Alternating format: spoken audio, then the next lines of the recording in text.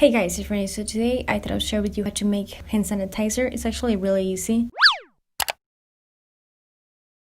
So I'm just going to be using small amounts just to show you what you need, but if you need more, just make more. So I'm just going to be using 70% alcohol, aloe vera. It's pretty much like equal parts. And this is the aloe vera that I'm using, by the way. And yeah, just mix that, store it in a container. It has the same consistency, it feels the same, and smells the same as the store-bought one. And yeah, I just want to share with you this one just in case you're not able to find any hand sanitizer because of like recent events. And that's all I'm gonna say about that. I don't want to get demonetized. Hopefully I won't. Since my channel is like DIY based, I thought I'd share. But yeah, hopefully this was helpful and you liked it. If you did, don't forget to give this video a thumbs up. Check out more fast DIY tips and tricks that I have on my channel. Subscribe for more and share this. But yeah, thanks so much for watching. I'll talk to you later and take care. Bye.